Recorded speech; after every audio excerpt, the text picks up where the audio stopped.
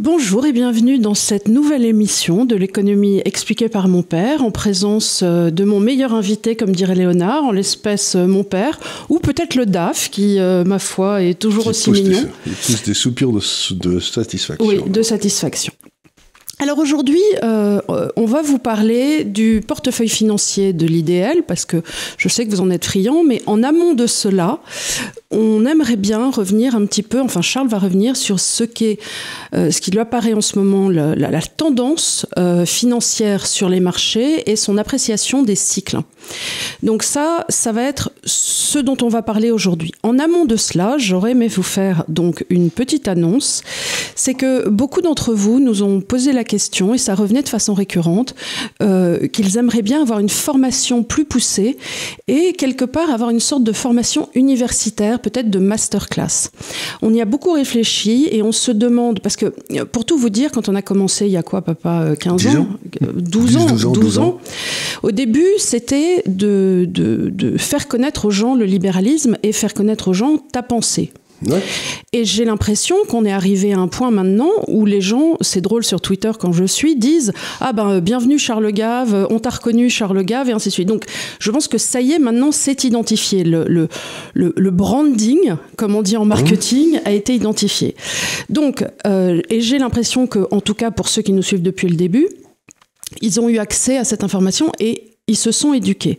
Je me dis que maintenant, on pourrait passer peut-être à des choses plus peut-être académiques, structurées et faire peut-être un site où on outsourcerait, donc on sortirait de YouTube, parce qu'on a un petit peu des problèmes aussi avec YouTube accessoirement, pour avoir complètement notre autonomie. Et dans ces cas-là, on va vous solliciter aussi pour savoir est-ce que vous seriez prêt à nous soutenir un petit peu chaque mois, et on aura aussi des offres dans ces cas-là avec des conférences, avec des possibilités de rencontrer Charles Gave et ainsi de suite. Voilà, donc continuez à nous suivre, on va vous tenir au courant, on est en train de réfléchir à ça. C'est pas du tout qu'on veuille faire fortune sur votre dos, c'est pas ça la question, c'est que... Non, vous savez tous qu'on est financé par la Chine, de toute façon. De toute façon, la Chine et la CIA, il y a tout ce qu'il faut. Non, on a tous les financements qu'il faut, vous tracassez pas.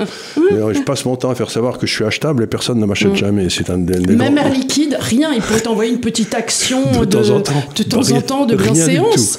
Avec tout le boulot que j'ai fait pour eux. J'ai fait monter leur titre depuis 10 ans. Mais enfin, je me marre. Non, mais ce qui se passe, c'est que vous savez à quel point on est attaché à la liberté d'expression. Dans ces grands groupes GAFA qui étaient censés nous aider à mettre nos idées, et c'est vrai, ils nous ont aidés, il n'y a pas de problème, on sent bien que quand quelqu'un commence à gêner, ils ont des façons je dis pas de vous faire parler, comme on disait autrefois avec les Allemands, mais de vous faire taire, quoi. De vous faire disparaître. Et vous faire disparaître lentement, de vous étrangler doucement. Je me rends compte, puisque je m'occupe des commentaires, que beaucoup de gens me disent « je ne comprends pas, je m'étais abonné à la petite cloche, je ne reçois pas les choses ». Et nos chiffres sont inexplicables. Et j'ai ce sentiment... qu'il y a quelqu'un qui aimerait qu'on parle moins de nous, quoi. Et j'ai peur qu'on se retrouve dans un goulot d'étranglement et que donc je préfère prendre les devants et faire quelque chose de propre, structuré. Voilà, donc c'est dans cette approche et pour faire quelque chose de positif. Voilà, je veux pas qu'on se retrouve le dos au mur sans possibilité. Et donc par ailleurs, je te dis, ça faisait très longtemps qu'on nous disait est-ce que vous voudriez faire des leçons d'économie structurée. C'est une des ambitions de ma vie, ça a toujours été créer une espèce d'université, quoi. Voilà, donc on va essayer de faire ça. On va voir. En tout cas, on va essayer. Et comme je dis toujours, le seul risque qui peut arriver quand vous essayez, c'est que vous vous cassiez la gueule. Mais on s'en remet. Non, mais c'est bien. Le pire, c'est de ne pas essayer. Voilà. Alors, revenons un petit peu à ce dont on parlait, au début, à savoir des cycles longs en économie, qui est un papier que tu as commis il y a 3 semaines maintenant. Après sur les travaux de Didier. Voilà. Et qui est extrêmement intéressant parce que on a trouvé, imaginez-vous, des statistiques. Il y en a une par an, mais ça, qui date de 1840 à peu près. Donc on a quand même maintenant, ça fait un siècle et demi à peu près de données, une par an, sur les grandes classes d'actifs, actions, obligations, cash en France. Et or. Et donc on s'est posé la question, comment chacun de ces actifs a réagi aux grands événements politiques, sociaux, etc. des 150 dernières années. Alors, je vais vous faire une petite description historique parce que c'est très intéressant. De 1840, mettons, à 1914, on est en étalon or. Donc, la quantité de monnaie est réglée par la quantité d'or qu'il y a dans la Banque de France, quoi. C'est une espèce de... Et ce qui est très intéressant, c'est que pendant cette période de 1840 à 1914, les prix baissent, c'est-à-dire qu'on est plutôt dans une période déflationniste tout le temps. L'activité économique est assez forte, mais avec des variations brutales, c'est-à-dire qu'il y a des récessions tout le temps. Il n'y a pas d'inflation, mais il y a des récessions souvent. Et dans le fond, on peut dire que tout ce qui a un rendement positif monte. Donc, pendant toute cette période qui dure donc de 1840 à 1914, il faut tout avoir, immobilier, actions, obligations, tout sauf de l'or. Mmh. Parce que l'or, il vaut toujours un. Tu vois ce que je veux dire? Oui. Donc, il faut tout avoir sauf de l'or. En plus, il ne donne pas de dividendes. En plus, il ne donne pas de dividendes, donc c'est vraiment le truc. Arrive la période 1914-1945, qui est la période des guerres, et pendant cette période-là, si on regarde la performance de chacun de ces actifs, il ne faut rien avoir sauf de l'or. Mmh. Donc, tu imagines, toi, tu es un bon père de famille en 1914, tu laisses un héritage à tes enfants, et tu dis, vous allez me mettre ça en obligation de l'État français parce que c'était très bien, je prends aucun risque. Moyennant quoi, dans les 30 ans tu perds 98% de ta valeur. C'est parce qu'on a changé littéralement de cycle historique. Tu vois, on est passé d'une forme d'organisation à une autre. Mmh. Puis alors arrive 1945, et de 1945 à 1962 à peu près, ou peut-être 72, enfin ça on discute, mais c'est à peu près ce moment-là. Tu es dans la période de reconstruction, oui. Il faut avoir des actions, il faut avoir de l'immobilier, et il faut travailler. Le salaire moyen monte énormément. Tu vois, donc c'est les 30 glorieuses, quoi. Donc tu peux avoir de l'or aussi, mais ce qu'il faut avoir, c'est des actions et de l'immobilier, quoi. Ça marche très bien à ce moment-là. Et puis arrive le choc pétrolier, 73-74, et à ce moment-là, si tu veux, tu te fais massacrer sur les obligations, et il faut avoir de l'or à nouveau. Et du cash. Mmh. Donc il faut avoir de l'or et du cash. Donc un portefeuille complètement différent de celui qu'il fallait avoir dans les 30 ans précédents. Oui. Et puis ensuite, tu arrives vers... mettons, 82, la grande inflation se termine, tu as une période financière où les taux d'intérêt étaient très hauts à cause de l'inflation, ils baissent pendant 20 ou 30 ans, donc il faut avoir des obligations, il faut avoir des actions, mais avoir de l'or, sûrement pas. Non. Et aujourd'hui, on est à nouveau en train de rentrer dans une nouvelle période qui ressemble fâcheusement un petit peu à celle de 1914, tu vois, c'est-à-dire on se demande si on n'est pas en train de rentrer dans un temps des guerres, quoi. Oui. Il ne faut pas être très malin pour dire ça, mais enfin, ça fait rien. Non, mais bon. Bon. Malheureusement, c'est le cas. Et donc, d'après tous nos travaux, il faut avoir que de l'or et des actions, ce qui est un peu le portefeuille d'Institut des Libertés, d'ailleurs. Mais ce que j'essaie de dire aux gens, c'est que vous voyez, mettons que vous ayez 40 ou 50 ans, ou vous pensez à votre épargne, de 20 à 70 ans, allez. Vous pouvez sortir d'une période et rentrer dans une autre qui est complètement différente, et les banques, etc., vont vous donner les trucs qui ont marché depuis 40 ans. Mais ces trucs qui ont marché depuis 40 ans, c'est peut-être les pires qu'il faut avoir aujourd'hui. Mm-hmm. Tu vois, donc tu aurais été voir ta banque en 1914, il t'aurait dit, cher monsieur, vous avez le 3% français, garanti par l'État français, il ne peut rien avoir de mieux au monde. Moyennant quoi, tu perdais 95% dans les 30 ans qui suivaient. Donc, il y a deux choses dans la gestion. Il y a la gestion dans la période dans laquelle tu es, et il y a essayer de comprendre, est-ce qu'on n'est pas en train de changer d'animal ? D'accord. Mais ça arrive une fois toutes les lunes bleues, quoi. Ça arrive jamais, ce truc-là. Mais enfin, si, ça arrive quand même. Donc, ce qu'on essaie de faire dans nos travaux, c'est de dire... D'abord, est-ce qu'il y a un portefeuille qui résiste aux quatre ? Oui, il y en a un, c'est l'espèce de où tu mets un quart en or, un quart en cash, un quart en obligation et un quart en action, et ça passe à peu près partout. On peut faire mieux que ça, mais enfin, c'est déjà pas mal. Mais surtout, ce qui m'intéresse, moi, c'est de me dire, toute l'épargne qui est gérée aujourd'hui dans le monde est gérée sur ce qui a marché depuis 30 ans, c'est-à-dire moitié action, moitié obligation. Et ça, depuis 3 ans, les actions, ça va bien, mais les obligations, t'en prends plein la tête. Oui. Et donc, il me semble qu'il y a un risque terrible que dans la crise qui arrive, on détruise les marchés obligataires simplement parce qu'on ne peut pas les rembourser. C'est ce que je veux dire. Je sais, ce que j'essaye de dire, et j'essaye d'être clair, c'est vous avez les marchés obligataires mondiaux, en particulier ceux de la zone de l'OCDE, États-Unis, France, Angleterre, etc., Italie, ont une capitalisation qui est très supérieure à la capitalisation des actions mondiales. Mais tu sais que la quasi-totalité des pays vont être incapables de repayer leurs dettes. Donc, si tu n'avais pas une fois tous les 30, 50 ou 70 ans, c'est ce que faisaient, je crois, les Juifs, ils avaient une espèce de tous les 70 ans, ils oubliaient toutes les dettes. Ils oubliaient toutes les dettes, simplement parce qu'ils faisaient ce calcul, que sinon, ça ne pouvait pas marcher. Si je prends la dette espagnole sous Philippe II en 1540 ou je ne sais pas quoi, et que je dis, bon, la dette était de tant, et je mets 3% d'intérêt et je capitalise, eh bien, aujourd'hui, cette dette espagnole vaudrait l'univers, quoi. Oui, oui. Parce que c'est pas possible. Donc, presque mathématiquement, il faut que la dette soit détruite une fois tous les 70 ans ou quelque chose comme ça. Sinon, ça marche plus. Et si ça doit arriver à une période comme ça, c'est pas la peine d'avoir de la dette.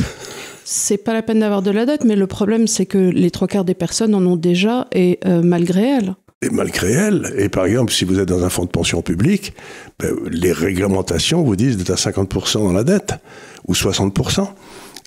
Si vous allez à votre banque, ils vont vous mettre 60% en obligations françaises et 40% en actions. Encore une fois, quand tu étais au conseil de score... ils n'avaient pas le droit d'acheter autre chose que de la dette. Et s'ils achetaient autre chose, ils devaient provisionner 2,5 fois. Ils devaient mettre 3 ou 4 fois en capital, parce qu'on mettait... comme une sorte de garantie à première demande, oui. devant. Donc, la réglementation est faite une fois de plus pour vous forcer à acheter ce que vous n'achèteriez pas sans ça. Donc, vous qui gérez votre propre épargne, vous n'avez aucune raison de suivre ces réglementations idiotes. En fait, ça n'a pas tellement changé depuis les emprunts russes. Hein. Les emprunts russes, tout le monde s'était précipité. Oui, mais et on s'est tous bien fait avoir. Mais les gens parlent des emprunts russes, mais si tu regardes, tu as perdu 100%.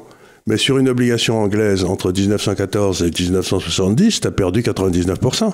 Oui. Donc, il y en avait beaucoup plus. Donc, tout le monde gueule contre les emprunts russes parce que c'était une faillite officielle. Mais là, c'était une faillite. C'était une lente déliquescence vers le rien. Vers le nihilisme. Tu allais asymptotiquement à zéro, tu sais. Mais personne ne parle de ça. Ou de les emprunts français de 1936 ou 37 qu'on avait pour le réarmement et lutter contre l'Allemagne, etc. Il y en avait plein. Ils sont tombés à zéro, quoi. Ils sont pas à zéro, ils ont été remboursés à 1 franc. Mais le 1 franc avait perdu 99% de sa valeur. C'est ça. Donc, ce qui m'inquiète aujourd'hui, c'est que je sens, j'ai l'impression, puis comme on justifie beaucoup de nos travaux, c'est qu'on est en train de basculer d'une forme de période à une autre, c'est-à-dire la domination du dollar, tout ça c'est en train de sauter, l'émergence des briques. Donc on sait bien que la valeur relative des actifs va changer. Et il me semble que la valeur relative des obligations émises par les pays de l'OCDE ne peut pas ne pas se ratatiner par rapport à tous les autres actifs. L'or, les actions. Donc, pourquoi en avoir ? C'est ce que j'essaie simplement de dire, quoi.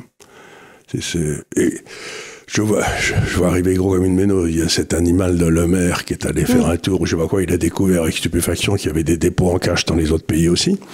Il a dit, je sais plus combien, 30 000 milliards de dollars, ou je sais plus quel d'euros, je sais pas ce qu'il a dit. Et il salivait là-dessus en se disant, mais on pourrait prendre ça pour essayer de financer. Alors, c'est bien que tu en parles parce que ça allait être ma transition. Effectivement, moi aussi, ça m'a fait sauter au plafond.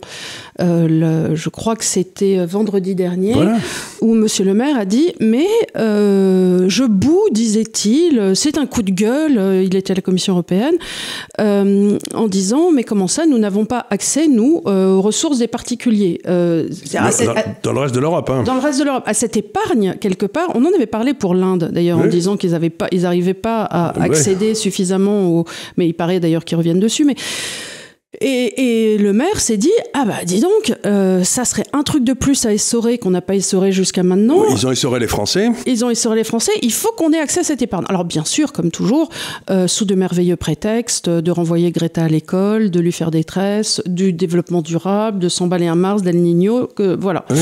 Mais en attendant, la question qui se pose, effectivement, c'est que c'est un scénario à la Chypre. Ben oui, c'est-à-dire, mettons que M. le maire ne réussisse pas à avoir accès aux comptes des Hollandais, par exemple. Rien n'empêche, d'ailleurs, dans le système actuel, aux Hollandais de base d'acheter des obligations françaises. Mais pourquoi il ferait ça?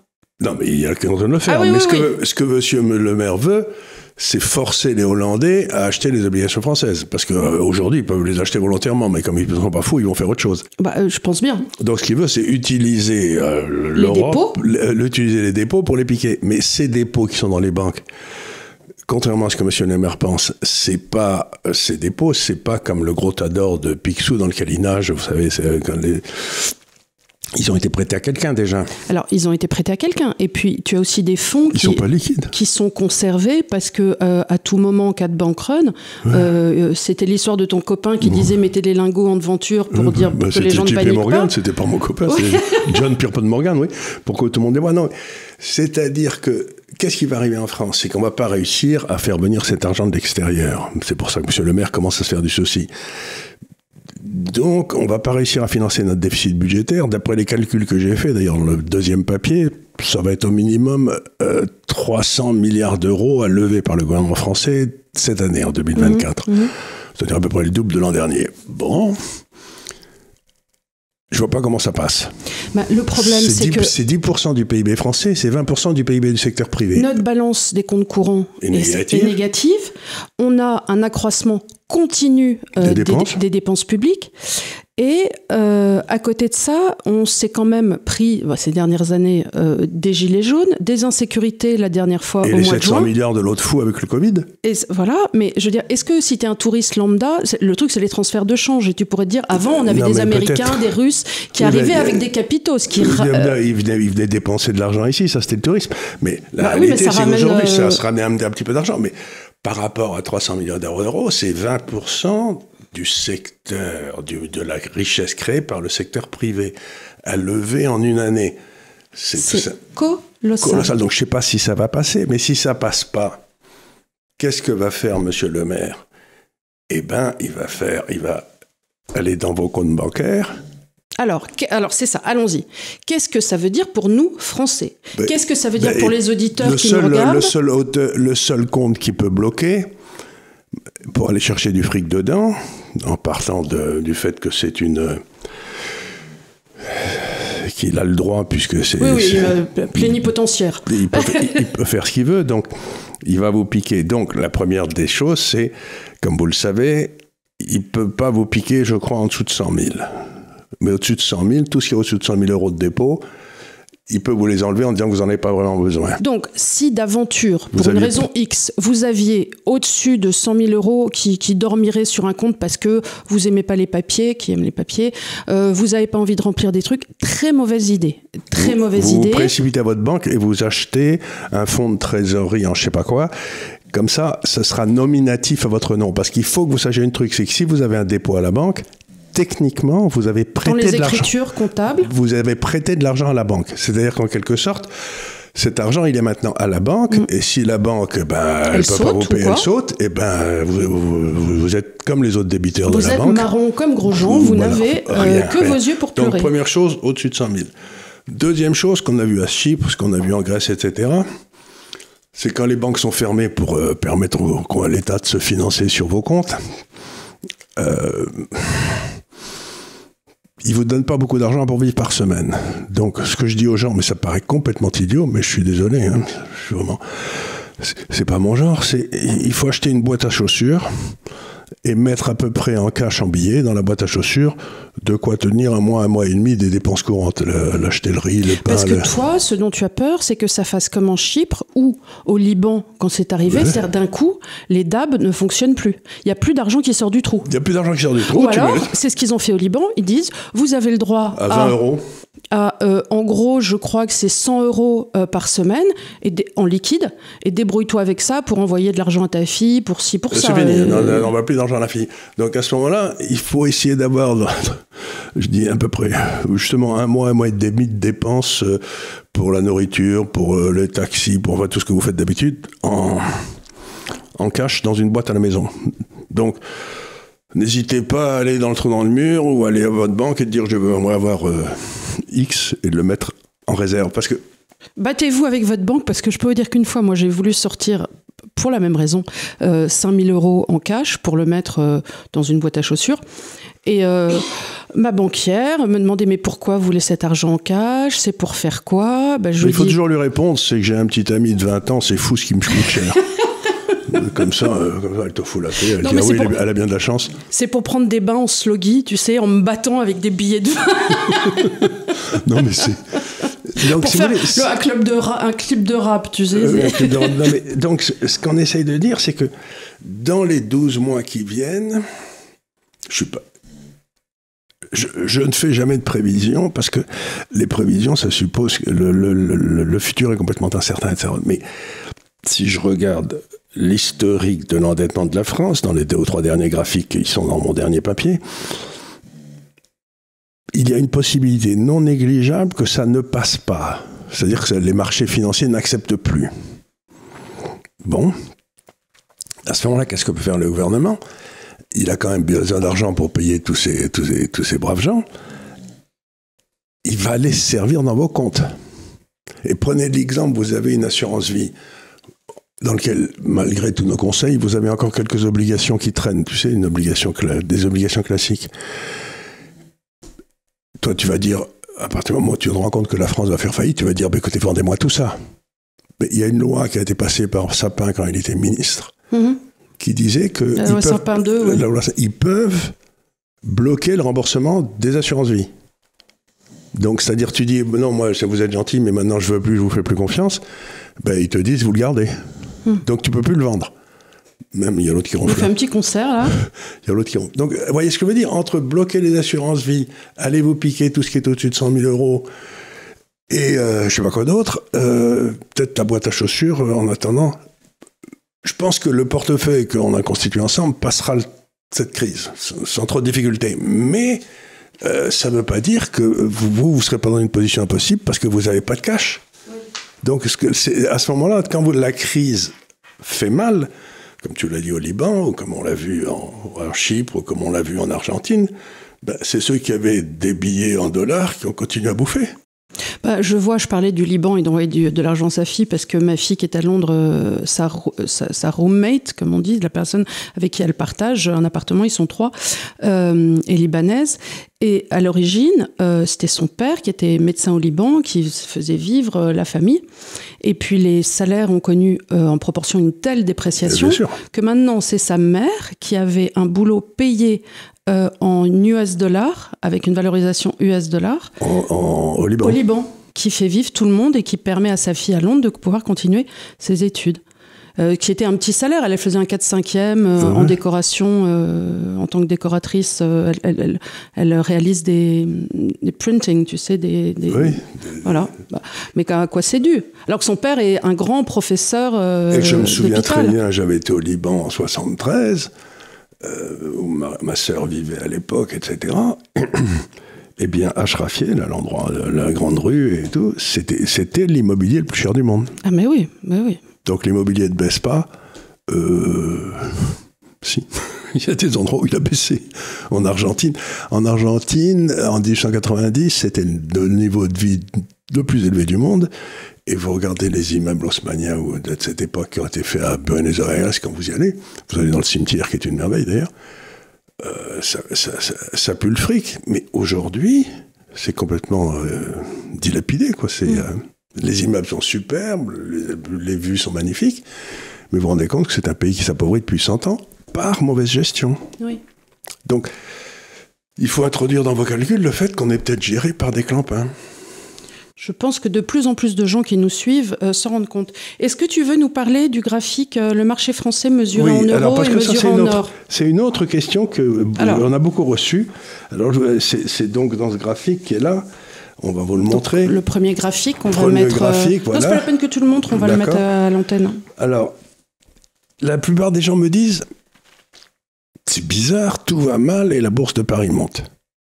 Tu sais, les valeurs Air Liquide est au plus haut. Bon, ça fait des années qu'elle est au plus haut. Mais c'est vrai que la bourse marche très bien. La bourse marche très bien. Quelques actions. Voilà. Et alors, très pourquoi hautes. Parce que la première raison, c'est que vous regardez les grandes capitalisations du CAC 40. Hein, si vous enlevez les financières et les trucs comme ça. En 2000, il y avait 75% des profits qui étaient faits en Europe. Mmh. Nous sommes en 2024, il n'y en a plus que 40. Ouais. Donc, ces gars-là, comme j'ai essayé d'expliquer, ceux qui sont dans la liste idéale, sont des gars qui ont bien compris que l'Europe était plombée, et comme ils doivent raisonner à 10-20 ans pour leurs investissements, ils sont maintenant partout en Inde, en Chine, en Asie, ou partout où il faut être, et leur base européenne est en train de... Donc, les bénéfices sont superbes parce qu'ils ne sont plus en Europe. D'accord. Donc, c'est bien pour ça que je les ai achetés. J'ai acheté en disant des trucs, écoutez les gars, c'est pas la peine de... Bon. La deuxième des choses, c'est que dans les marchés financiers, il y a deux sortes de hausses. Le marché monte parce que les bénéfices sont bons, les affaires vont bien, etc. Bon, ça, c'est très bien. Et il y a la deuxième sorte de hausse qui monte parce que la monnaie dans laquelle tu mesures l'action se pète la gueule. Donc ça donne l'illusion, ce que j'appelle l'illusion monétaire, ou une hausse de misère. Et si vous allez dans ce graphique, vous voyez qu'il y en a eu une vraie hausse des profits, etc., de 1985 à 2000, ce qui a duré donc 15 ans. Et je montre le graphique mesuré en euros et le graphique en or. En or. L'euro est en rouge, l'or est en bleu. Oui. Et vous voyez qu'on a une vraie hausse, il n'y a pas de problème, les deux montent. Et puis vous voyez que depuis 2003-2004, avec l'euro qui commence à vasouiller, les États-Unis qui ont une grande crise financière, etc., on est passé officiellement de quelque chose comme 60 à 290, c'est-à-dire qu'on a multiplié par 5 en euros, mais en or, on est plus bas. Mm. C'est-à-dire que c'est ce que j'appelle une fausse hausse. Tu aurais acheté de l'or, tu ferais mieux aujourd'hui, 10 ans après ou 20 ans après, que d'avoir tes actions. Bien sûr. Et donc, ça, c'est une fausse hausse. C'est pas que les actions sont montées, c'est que la monnaie dans laquelle tu mesures les actions, c'est ratatiné. C'est comme si, j'imagine que la bourse de Francfort ou de Berlin montait comme une fusée quand il y avait l'hyperinflation en Allemagne. Oui. Mais ça n'empêche que tu pouvais pas, quoi, tu vois ce que je veux dire. Et tu l'as fait avec le dollar, le même ratio avec le dollar, c'est à peu près comme l'euro. C'est à peu près comme l'euro. Les deux, ils ont à peu près... Les deux systèmes d'exploitation étant corrompus... Voilà, aucun des deux ne marche. Mais par contre, tu le ferais en monnaie chinoise, c'est beaucoup moins bien. Oui. Et alors, la deuxième chose qui m'inquiète beaucoup, et j'arrive à ça, c'est que... Alors oui, je voudrais rappeler, depuis les Gilets jaunes, oui.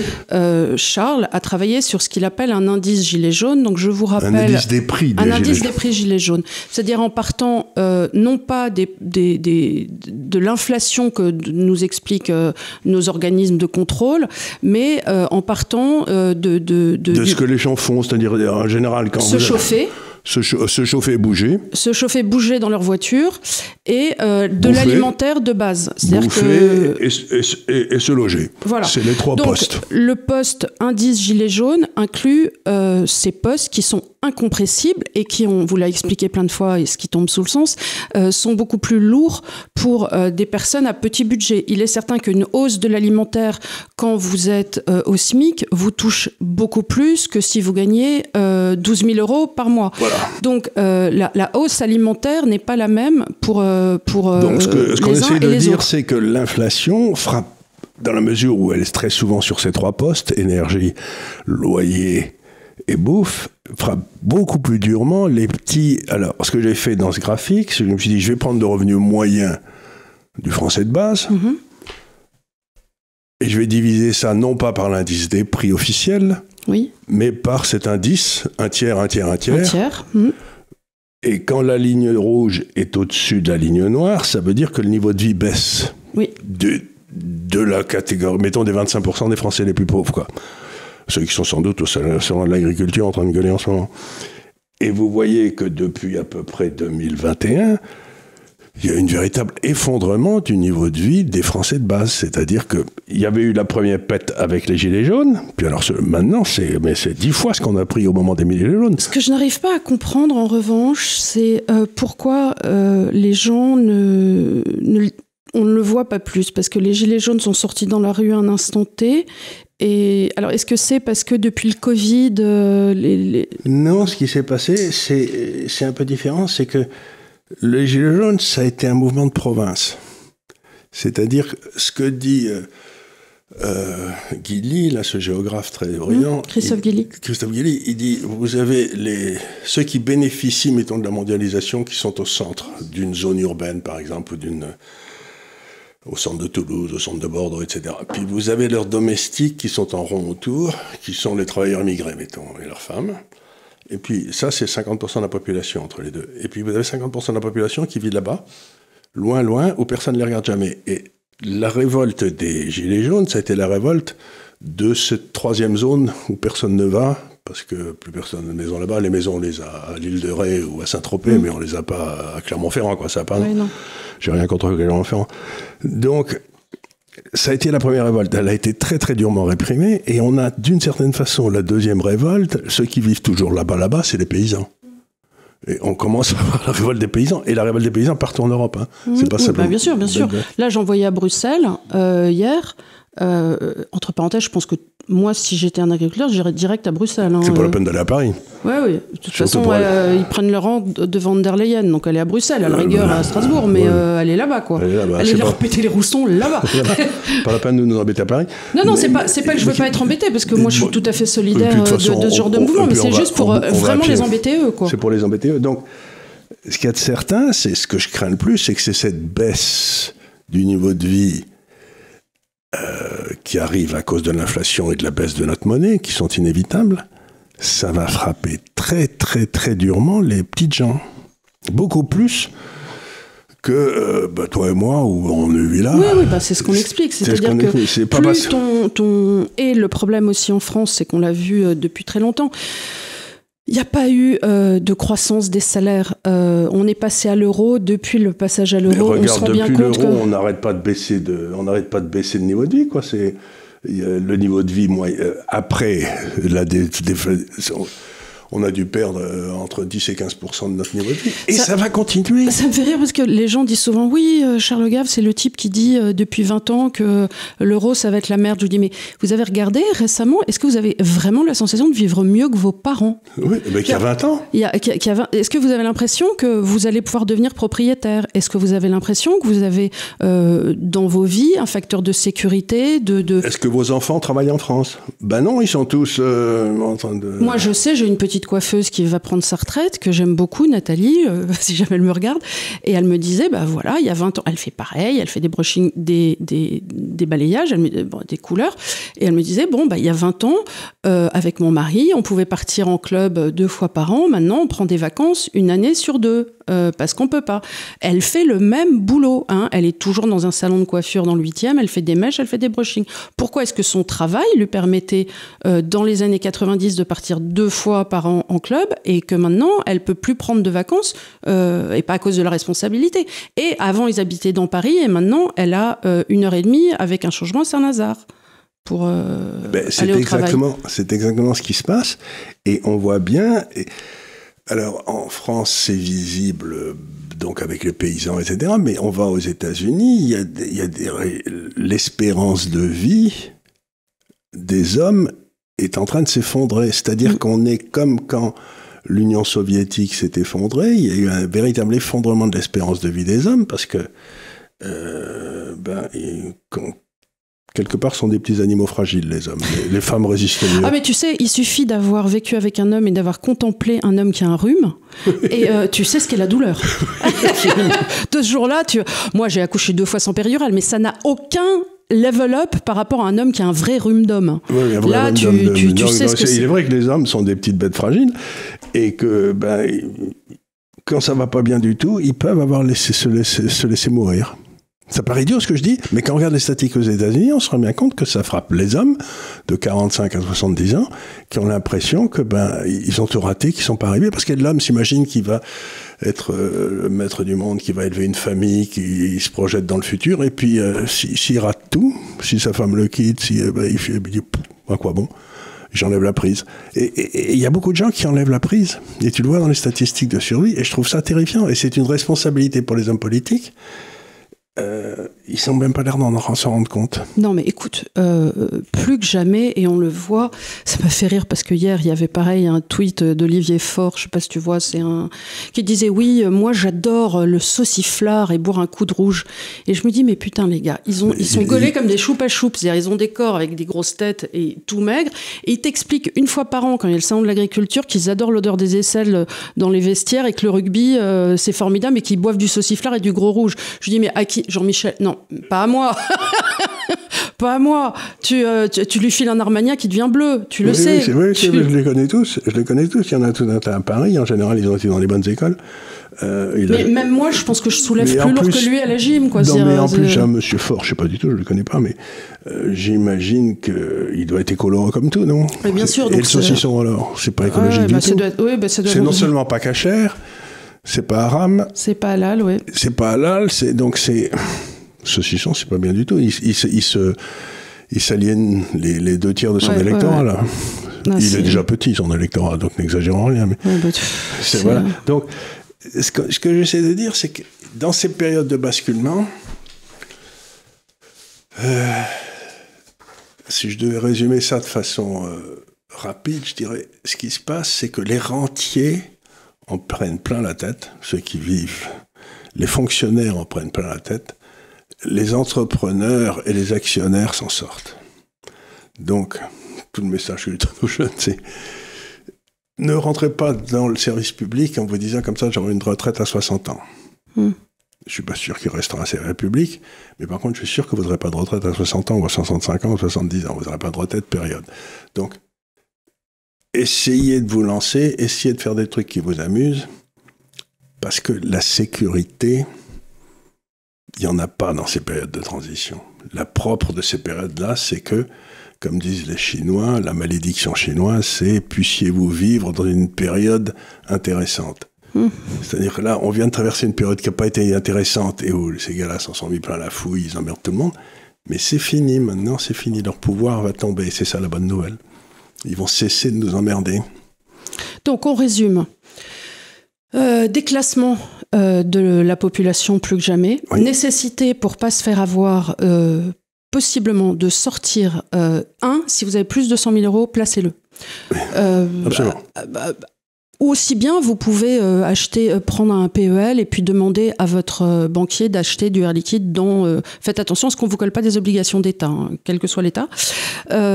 Et gardez du liquide chez vous pour la bonne raison que si le système explose... Non, il ne va pas exploser, mais il va se geler. Il va se geler. Vous n'aurez plus accès à votre argent. Voilà.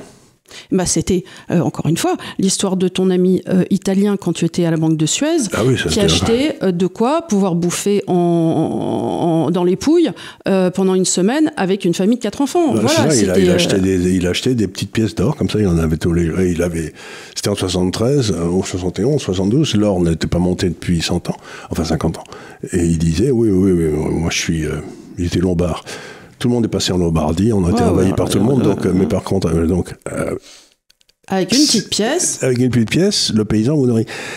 Ce que je suis en train d'essayer de dire, c'est que les monnaies, ce sont des conventions sociales. Oui. Ça n'a aucune réalité, une monnaie. Une pièce d'or, c'est une réalité. Le type, il regarde, il dit oui, c'est de l'or, c'est bon.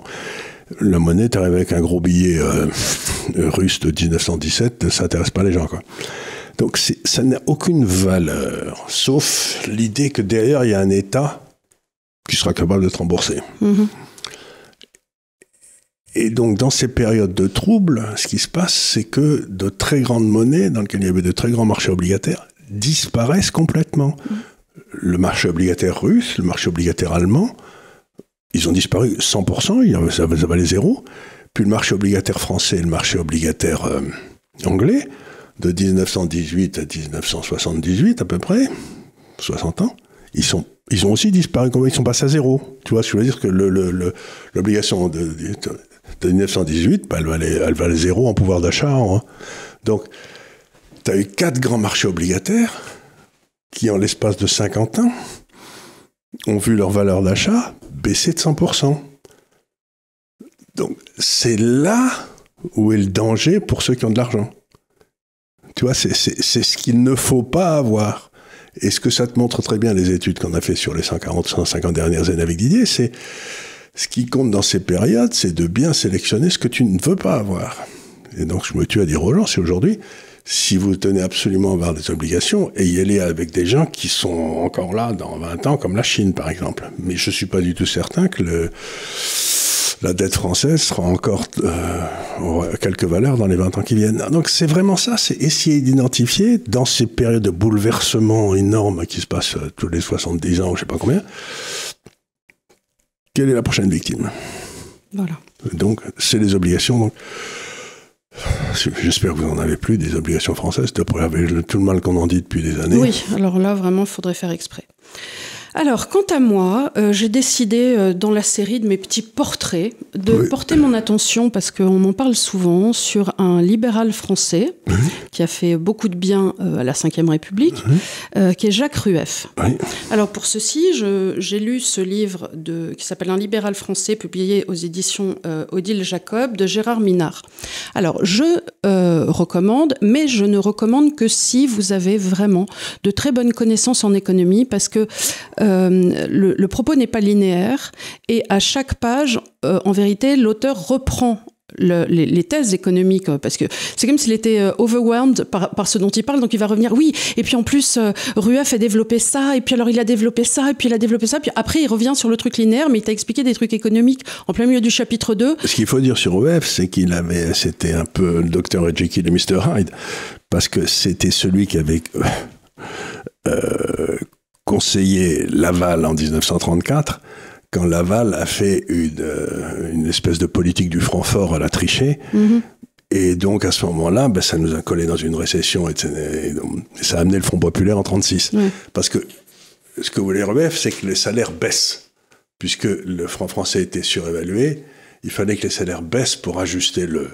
Mais s'il y a une loi dans la nature, si tu veux, c'est que quand l'inflation monte, ça t'intéresse que ton salaire ne monte pas autant, mais enfin l'essentiel c'est que ça monte, mais que jamais quelqu'un n'accepte que son salaire passe de 100 à 80. Tu vois, ça c'est une espèce de résistance totale. Surtout en France. Surtout en France, mais partout. C'est le truc de baisser le salaire, c'est un truc... Non, ça veut dire que je vaux moins. Tu vois, c'est presque... C'est presque grégaire, oui. Et donc, en 1934, il a commis une immense erreur, qui a été reprise d'ailleurs par... Trichet quelques années après, et c'est marrant, ils étaient tous les deux inspecteurs des finances, donc il a très bien analysé, ça c'est au début, mais il a été dans tous les comités Théodule dans l'entre-deux-guerres, etc., sur la réforme du système monétaire international, sur tout ça. Il a très bien analysé les problèmes, et il a très bien analysé aussi les problèmes qu'allait créer la domination du dollar. C'est lui qui avait créé l'idée de le privilège impérial du dollar, etc. Il a très bien conseillé De Gaulle, au moment où De Gaulle est revenu, pour justement avoir... En 58, pour avoir une politique libérale, pour casser les monopoles, etc. Il a très bien fait ça. Et finalement... Je dirais que, si je devais faire une analyse de Rueff, je dirais qu'en théorie, la plupart des théories de Rueff, en théorie, c'était un esprit extrêmement intéressant. Quand il a essayé d'appliquer dans la pratique ces trucs en 1934 avec Laval, ça a été moyennement intéressant parce que... Je crois que ça a été plus... Attends, alors je vais reprendre pour ceux qui ne connaissent pas Rueff. Donc il est né le 23 août 1896 à la charnière des 2 siècles, sous la présidence de Félix Faure et du gouvernement Jules Méline. Il est né à Paris et il est un enfant de l'Alsace à l'origine. Il est... Attends, c'est important, c'est important parce que ce qui s'est passé pendant la Deuxième Guerre mondiale, c'est que c'était un juif alsacien. Et pendant la Deuxième Guerre mondiale, il a été extrêmement protégé par Pétain. Oui. Ce qui est intéressant, c'est-à-dire que Je dis pas ça pour au bien, mais enfin, ça veut dire qu'il a connu aussi cette période d'avoir été un grand homme d'affaires, etc., puis d'être un réprouvé pendant 4 ou 5 ans, quoi. Ça a dû être assez douloureux pour lui. Donc son père était chef de clinique à l'hôpital Sainte-Anne et son père s'occupe énormément de lui, de son développement intellectuel. Et pour eux, à l'époque, le pinacle, c'est la géométrie. Parce que la géométrie demande rigueur, demande d'avoir un esprit qui se développe dans l'espace. Et le père pousse le jeune Jacques Rueff vraiment vers l'écriture. Et on a des écrits de Rueff qui remontent à ses 13 ans. Donc déjà, c'était des époques où on avait une grande idée de soi-même, ce qui est bien. Et on voulait que les enfants soient éduqués et on n'avait pas peur de les surcharger. Hein. Voilà. Donc il obtient son baccalauréat en 1914 avec mention bien. En août 1915, alors qu'il a commencé en classe de mathématiques spéciales, Jacques Rueff est mobilisé par le 3e régiment d'artillerie à Joigny. Et quelques mois plus tard, il est envoyé comme élève officier à Fontainebleau. Promu aspirant, il se retrouve au front en janvier 1916. Il a 20 ans. On le décrit cheveux roux, yeux marrons, front large, visage ovale, et il mesure 1m69. Donc il fait la Somme en 1916, le chemin des Dames. Et il s'en sort. Il s'en sort, donc il a vu il rentrera de la guerre en disant « J'ai eu l'immense honneur de pouvoir commander et ça fait de moi un homme. Je ne suis plus du tout le jeune garçon qui est parti. » C'est rigolo parce que ça ressemble un petit peu au parcours, c'était des contemporains d'Alfred Sauvy, qui a été aussi comme ça, qui a été présenté Polytechnique, mais qui n'a pas pu le faire parce qu'il a été fait après la guerre. Mais enfin, c'était deux types tout à fait étonnants. Il écrira alors « Je suis parti un jour tout petit garçon et je suis rentré un homme car j'ai commandé. Quelle charge, quel honneur et quelle expérience j'ai acquise. » Polytechnique ouvre alors une classe spéciale 1919 pour accueillir... Où il y aura Sauvy. Ou pour accueillir ces messieurs. Il y est reçu en 1919. Au début, la première année, figure-toi, il voulait être biologiste et puis il tombe dans l'économie. Pour lui, il dira « Ma découverte fut celle de Léon Walras. » D'accord. Et l'Autrichien Karl Menger. Oui, Karl Menger, c'est mieux. Walras, c'est moins bien. Et donc, à cette époque-là, il tombe vraiment en amour de ce nouveau marginalisme. Bien sûr. Voilà. Pour vous, c'est en fait la remise en cause totale de cette idée que on devait évaluer les choses par la valeur travail. Voilà. Et c'est complètement que pour autant, nos amis de gauche continuent à utiliser. Ils ont jamais compris. Bien qu'il y ait eu un siècle de découverte copernicienne. Non, mais ce qui est extraordinaire, c'est de comprendre que la valeur est subjective. Voilà. Et alors, à ce moment-là, il rencontre Bergson, qui a 63 ans, et il lui dit « Maître, est-ce que je dois publier ce livre ?» Et Bergson lui dit « Oui, assurément. » Et ça sera son premier petit ouvrage à l'époque. C'est « Les conditions du salut financier », qui est son premier article en 1925. Il a beaucoup réfléchi sur les problèmes de monnaie. Oui. Vous savez à quel point ça m'intéresse. C'est pour ça, c'est un des rares économistes qui réfléchit sur la monnaie et non pas sur les bidouilles, les trucs en dessous. Donc, sur la nature conceptuelle de la monnaie. C'est pour ça que j'ai toujours été intéressé par Rueff, parce que il essaye de comprendre ce que c'est la monnaie. Ça, c'est pas gagné. Hein. Alors là, on est en 1920 et c'est marrant parce que là, on revient un peu dans le concept de la loi de 73. À l'origine, le budget de l'État avait fixé à 41 milliards de francs le maximum légal d'émission de billets. Mais ce plafond a été dépassé largement sans que le Parlement soit au courant et ça avait été dissimulé par un jeu d'écriture, ce genre d'avance indirecte. Donc Édouard Henriot est mis devant cela et il dit mais enfin tout le monde le fait, ça fait des années que tout le monde passe des jeux d'écriture et rajoute de la dette sous le tapis. À l'époque, il y a un débat, c'est doit-on ramener le franc à sa valeur de 1913 ? Ça, c'est le point de vue des revalorisateurs. Soit prendre acte de la perte de substance et le fixer à une nouvelle parité face à l'or. C'est amusant parce qu'il y a eu le même débat en Angleterre et que la grande erreur économique de Churchill, ça a été de revaloriser l'or en 1923 au niveau où il était en 1914 et ça a foutu une dépression en Grande-Bretagne qui a été gigantesque. Et ben nous, on s'est pris aussi une crise sur le franc en 1920, 1923, en 1924. Mais nous, on dévaluait, nous. Oui. Et en 1925, il est appelé à ce moment-là au gouvernement de Poincaré. Et Poincaré mettra 2 ans à se décider en faveur de la stabilisation. qui était ce qu'il voulait faire lui en disant il faut stabiliser, il faut favoriser les exportations. Donc qu'est-ce qui arrive? Hausse du taux d'escompte à 7,5. Les bons du Trésor aussi montent à 3,6. 6% pour les 1 an. Mais ça se passe bien quand même, on arrive à... Et puis surtout, on a dévalué, la dévaluation poincarée avait été forte, et donc la France commence à avoir des excédents de ses comptes courants monstrueux, oui. Et à ce moment-là, avec la crise de 1929 et les grandes dépressions autour, ça a été véritablement le fond de décor pour l'activité de Rueff, qui va regarder ça avec son œil de monétariste de l'époque et en tirer pas mal de leçons. Et donc, on a à ce moment-là, effectivement, la crise de 29. On avait en 1926 un indice de bourse qui était à 100 et en septembre 1929, c'est à 216. Donc, on est vraiment là dans une bourse, dans une bulle spéculative incroyable de l'époque. Donc là, oui, on parle de la dévaluation de livre sterling en 31 qui paramètre aussi l'onde de choc qui avait été commencée aux États-Unis. C'est-à-dire qu'on a l'onde de choc qui commence en 29 dans la bourse américaine et en 31, la livre qui dévalue, qui dévisse. Et à 34, le dollar qui dévalue aussi contre l'or, ce qui était une monstruosité. Donc, il y a eu à cette époque-là, justement, c'est ce que j'essaie de dire dans ce qu'on disait tout à l'heure, qui a dégusté chaque fois que c'était grosso modo quand vous dévaluez les marchés obligataires contre l'or, quoi. Et alors surtout, ça a amené des transferts d'or absolument gigantesques. Gigantesques, absolument. Donc transfert d'or gigantesque de la Grande-Bretagne vers la France. Puis de la France vers les États-Unis. Et à ce moment-là, qu'est-ce qui se passe? On a la Credit Suisse qui fait faillite en Allemagne. En Autriche, pardon. En Autriche. Et du coup, répercussion en Allemagne, qui déjà était dans des cycles déflationnistes, avec toujours la réparation qui leur collait. Donc, tout ceci a permis à Rueff effectivement de se faire les dents et de voir véritablement in situ. Il était dans tous les comités internationaux sur la dette, etc. à l'époque. C'était en même temps que Keynes. Il se retrouvait très souvent. Il se retrouve à Genève en 1929. C'est un des seuls de son époque qui en fait a affronté Keynes de visu.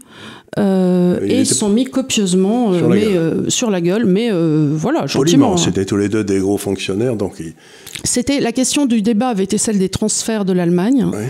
Et ils gardent le contact après, mais ils étaient vraiment en opposition. Pendant la guerre, il est réfugié à Annonay, en Ardèche. Il travaille avec René Courtin très vite, qui était un envoyé de De Gaulle. De Gaulle lui avait demandé, avec tout un tas d'autres, de commencer à réfléchir à un plan de relance de la France pour quand on aurait gagné, tu vois. Il assiste ensuite à l'agonie de la 4ème République, comme tout le monde. Et quand, en 58... quand Antoine Pinet est nommé, dans les 2 semaines, il lui présente un programme de rénovation économique et financière. Oui. Il a 62 ans à l'époque. Pour dire, voilà, il faut passer... alors, on est dans une époque où... Donc, ce qui était intéressant, c'est qu'il fait ouvrir, par exemple, dans ce plan, il y avait un effondrement des droits de douane. C'est-à-dire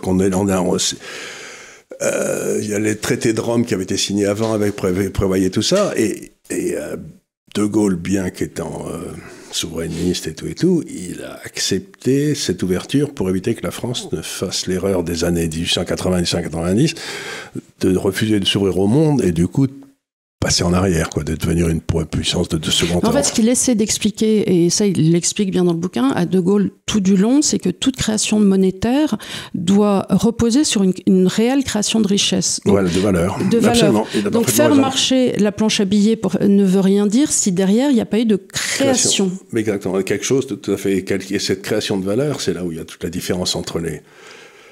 C'est que si, par exemple, un socialiste va vous dire, un socialiste va vous dire, si vous payez un professeur, il y a de la création de valeur. Oui, non.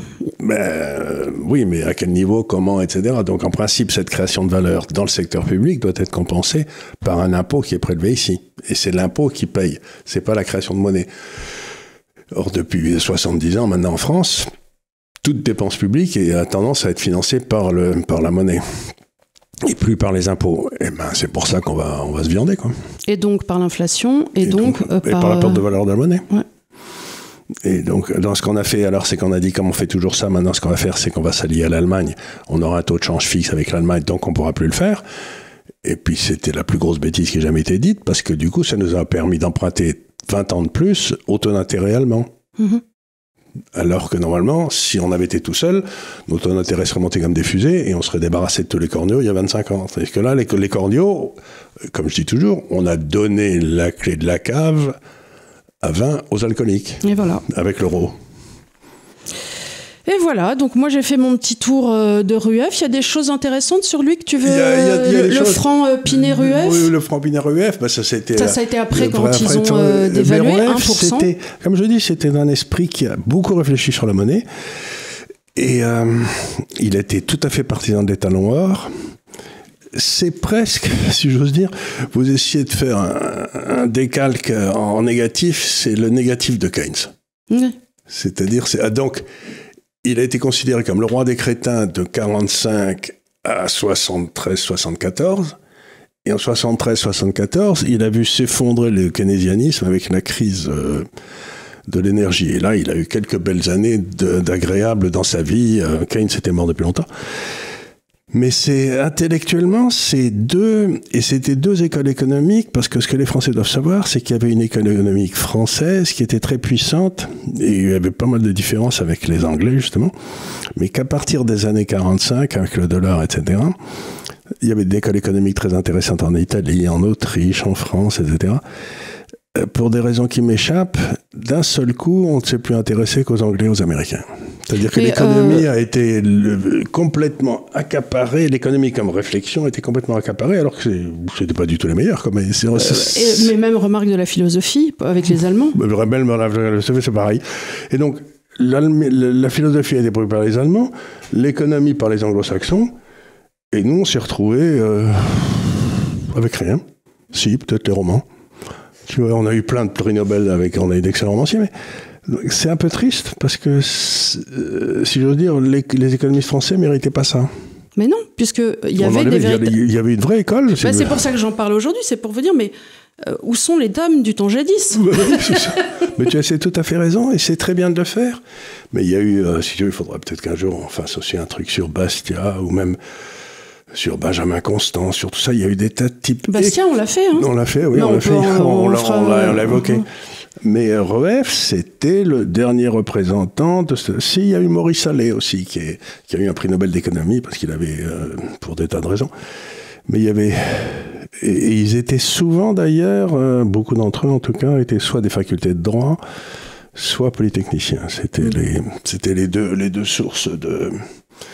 Vous savez que Niels Bohr, qui a inventé un peu la physique moderne, avec l'époque d'Einstein et avant, avait commencé ses études au Danemark en économie, et il a arrêté parce que c'était trop compliqué. C'est pas une blague, hein, il a dit.